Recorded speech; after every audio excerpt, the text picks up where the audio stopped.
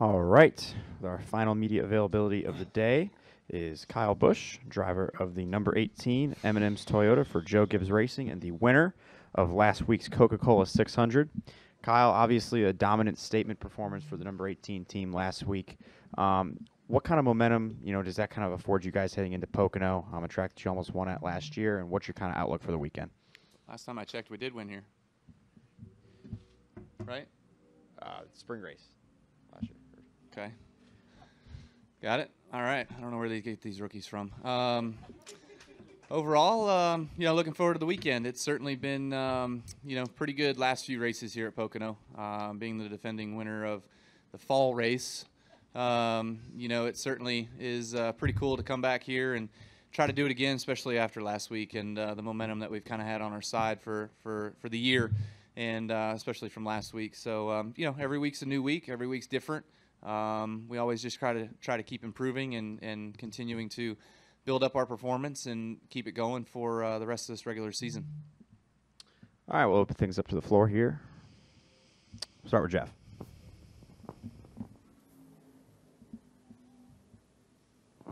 Jeff Gluck from jeffgluck.com.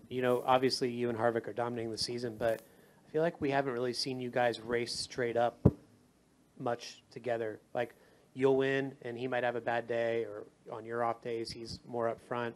Are you anticipating, as the season goes along, you guys are super close to playoff points, are you guys going to clash or run into each other at some point?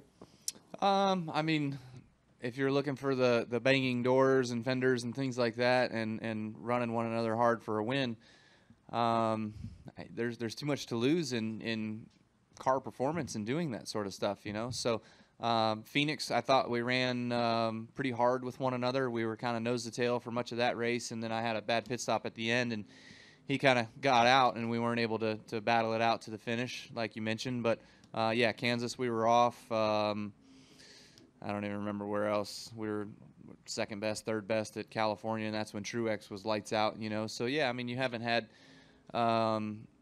exciting 1, 2, 3, three guys mixing it up back and forth for the lead, stuff like that kind of going on. I'm not sure why. It's just kind of circumstances, the way it's working out right now, Truex was pretty equal to what we were last week. We were certainly cruising there at the end, but, Martin was just as fast as we were. So, the 4 was pretty quick early. Never got a chance to fully see what he had going on, but, one of these times, I'm sure, throughout the season, it's going to be about coming down to racing the fastest car, and each of us are going to have our own way in being able to do that and having to figure out who's going to win. Jerry Jordan, kicking the tires.net and Performance Racing Network. It's been a week. Have you thought about your place in the history books with getting on the wins at all the tracks now, active tracks? And I'll have another follow-up for that. I think it's just special. It's just something that has never been done, and it's hard to find things that have never been done in this sport. It's been around for a long, long time, and so it's very meaningful and special, and something that I've kind of strived for. So whenever you're able to achieve your goals, reach your goals, then it makes you feel better about what's going on, and it's a special thing for my team. There's a lot that Adam Stevens puts into helping me continue to reach my goals, and he takes a lot of pride in that, as well as the rest of our team guys as well. So we just got to keep doing our deal and executing, and we'll see where the wins come next. And also, big day, Sam's birthday. So any special plans for her? You guys got anything going on? I can't tell you everything. We're in Pocono, by the way. So apparently this was like the honeymoon capital of the world in the 70s or something. I think they're stuck in the 70s. There's a few nice restaurants around here. I'm sure we'll find something to do. We just had birthday week, though, Tuesday, Wednesday, Thursday in New York City. So we were up there and kind of checking it all out and taking in the sights and doing some nice dinners and some nice things around there. Had Brexton with us. So, good little family trip, quick trip. And we'll go to Mike next. Mike Hembry, USA Today. Kyle, when you have a blowout race like you had last week, is it reasonably evident to you 10, 20, 30 laps into the start of the race that you have a car that's maybe a couple of levels above what you might have anticipated, that you sort of know if things work out, you're going to lead the race like that? Yes and no. I mean, there's been times where I've thought we've had cars like that, and then, we taper off and we're not able to be a guy like that. We certainly have other guys come up and challenge us and take the lead and lead laps and whatnot. I can't think of any examples. Eric Jones and I went back and forth a little bit last fall at Bristol, where I thought we were really good, but he would take the lead and drive away, and then there's other times too, like earlier this year at Bristol again, Larson did the same thing. I thought we were really good, but Larson took the lead and kind of drove away. So, it's just all about continuing on throughout your race and executing and doing the right job and doing the right things, keeping up with the track changes and stuff, because you can't just sit there and think that a race is going to fall into your lap. You got to keep working for it. All right, we'll go to Reed up front. Reed Spencer, NASCAR Wire Service. With the track sweep complete now, what's next on your wish list? Icing on the cake. Just keep winning and keep adding to it. Obviously, I think the first one that comes up would be everybody wants to make my life more difficult, so I'm sure that I won't be credited for all the racetracks once the Roval gets here. So that would certainly be the next one that comes up. It's in the same vicinity.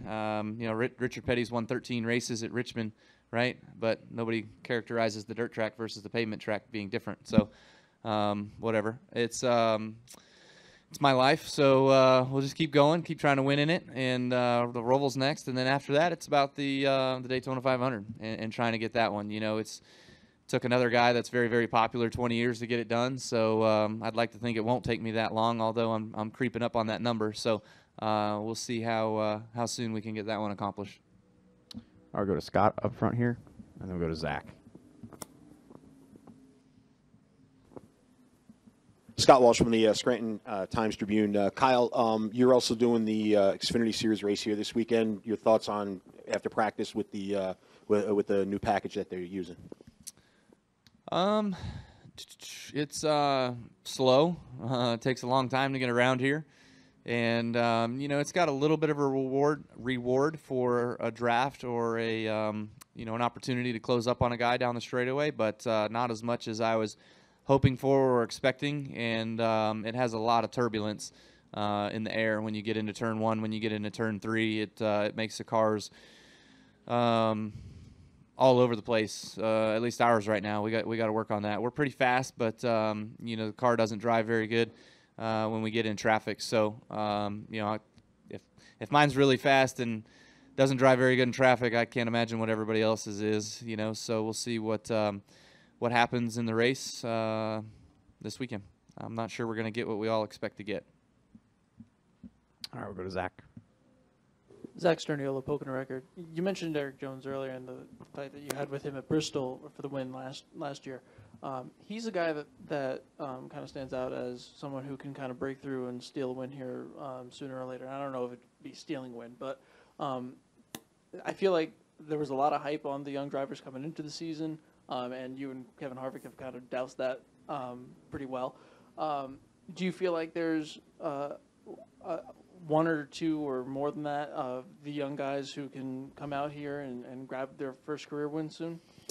Yeah, I mean, it's all about competition in this sport, whether you're old, whether you're young. And, to be able to go out there and win races, you just got to beat the best. And who's the best of that day, of the season? It kind of seems like it's the 4 and the 18 and some of the 78. I think the 78 is going to be fine. They're going to get back to hopefully not as much normalcy as we saw out of them last year, but a bit more competitive. They seem to still have fast race cars, obviously, and I think the young guys they're on the brink. They're on the cusp. It's just a matter of when that happens. So if you ask me who, I would like to think that Eric Jones would be first, of the young guys to win. But as we saw here last year, Ryan Blaney hit it right, and he was able to go to victory lane.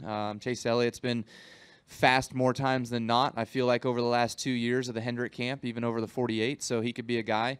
And seems like the 88's kind of getting the feel of things right now with Bowman. So, it's about being competitive and just getting everything right and having the stars kind of align. And, eventually they'll get there.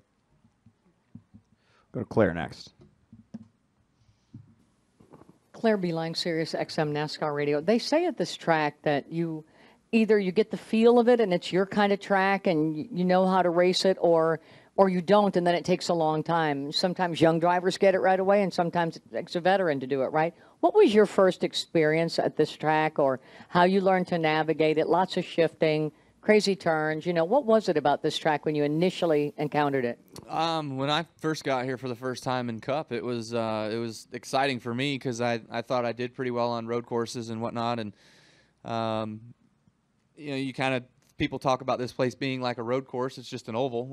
You make all left-hand turns to get around it, but you know, for coming here the first time, I think I ran third or fourth or something, so it wasn't bad. I actually was pretty excited, pretty pumped up about that, and then it didn't go so well after that for a while. So you know, it certainly seemed like anything that I knew or that I learned, it certainly didn't last. And as this place is, as we've gone through car changes, car iterations, Goodyear's gone through changes. The engines, we were here for a period without shifting at all, you know, and then shifting's kind of come back. And, you know, also with the track repave and things like that. So there's been a lot of just things that change here, and it seems like I finally kind of caught on to it at 3-4 years ago maybe, that we've been really fast here and have been able to knock down some top fives every time we come here and have shots for the win. It's hard. It's a challenging track. I don't think it's hard necessarily physically. You got long straightaways and sweeping corners. It's just a matter of what's hard about it is making speed and making that speed last here for a long time. I'd always be fast for a lap or two, and then I wouldn't be fast anymore. So it's that's kind of what a big deal is about this place, because it's such a big lap, and there's a lot of lap time that can be either gained or lost in one little slip up. We'll go here in the back. Right in front of you. Yep. Kyle, Keith Greller from the Morning Call in Allentown. Great football coaches often use this, like, it's us against the world mentality, and it seems to work for a lot of football coaches like the one you work for. Do you kind of bring that mentality to the racetrack, that it's us against the world, and we don't give a hoot, you know, what anybody says about us? We're going to go out there and we're going to perform to the best of our. Did you thrive on that kind of a mentality? Absolutely, yeah. I mean, I would agree with that. I think that when you come to the racetrack and you have a team like my 18 team, you know, it is us collectively as a group, but we also have us as Joe Gibbs Racing as well too, that we work with, and we try to help make each other better and stronger. And I feel like we have a strong team in doing that. I've pushed Denny an awful lot over the years, and Denny's pushed me an awful lot over the years, and it's made us a pretty good duo. But once you get onto the racetrack on Sunday and you strap your helmet on and you come down, especially towards the end of the race, it's every man for himself. You know, it's me against the world. It's me against everybody else. And you know, sometimes you're against your critics as well too, that you have to deal with. And I think all of us have those. And seems as though, you know, those voices have gotten louder over the last few years, just with reachability, let's call it, with social media and things like that. So. You know, I don't think you necessarily saw those things in the 90s and in the 80s and in the 70s, but I could say that it's the philosophy of us against the world has been around about forever in sports. All right, we got one more question over here. Yeah, Kyle. Bob Capasso, BRC 13. This used to be, not long ago, a 500-mile grind. Now it's 400 and stages. How different is it racing here at Pocono from the 500 miles to the 400 and stages now? I tell you what, for me, from my vantage point, it's a lot more enjoyable. You know, years ago with the 500-mile race and being stretched out, and when you don't have a good car, or even when you do have a good car, sometimes it's just like, holy cow, like we're halfway, that's it. Where now it's actually, you know, the stages kind of break it up a little bit. You get a little bit of the strategy plays its way into the race, because you're going to, sometimes you'll pit before the caution comes out and kind of do like a road course thing where you'll jump the field, and stage points being important. The lead guys are going to stay out and try to get those stage points where some of the other people might pit, so then they have an opportunity to be ahead of the field when you go back green, and vice versa. Just every scenario is different. You know, sometimes you have to throw away a stage, if you will, if you're leading and you got to pit with a couple to go in order to set yourself up for that final stage to win the race. So it's all about where you're at and kind of what's going on. So definitely keeps the crew chiefs on their toes. And as a driver, when you're thinking about some of that as you're racing around there, kind of keeps you on your toes as well, too, about what you got to do and how you can strategize the rest of your race from behind the wheel. All right. Any more questions? We'll go Jeff, and then that'll be our last question. What is it about Adam Stevens that you're able to work so well with him and that you guys have such good chemistry? What is it about, like, his personality or the way he does his job? I don't know. You know, when Adam and I were slated to work together on the Xfinity side, I was really excited to work with him. I knew that him and Logano had kind of had this bit of chemistry that had really worked well for him, and I wasn't sure that I would fit into the mold. I'm not sure who he gives credit to or whatnot on who kind of trained him or raised him, but he was Zippy's guy for a long time, you know. So he's got a definite fire and drive to him as well, too, and a passion like myself. There's been a few pit boxes that have seen the wrath of Adam Stevens' fist over the course of the years, you know. So one of our teams, the Xfinity team, years ago actually got him a pair of boxing gloves to wear during the race. You know, it's just the amount of dedication and the amount of drive that he and I both share, I think what makes us so strong. You know, a lot of different guys have a lot of different ways about going about their business. I think Rodney Childers is very unique in the way he goes about his business. It's very chill. It's very lax, you know, and yet they get the job done very well. And Adam and myself, you know, we tend to look pretty good sometimes at being able to do our job well. And I'll be mad one day, and he'll be talking to me about why I'm mad, and then he'll be mad another day, and I'll be asking him about why he's mad, you know. So we kind of fit within each other a little bit, and definitely feed off each other and push each other to continue to be stronger and be better. All right. Thanks for the time, Kyle.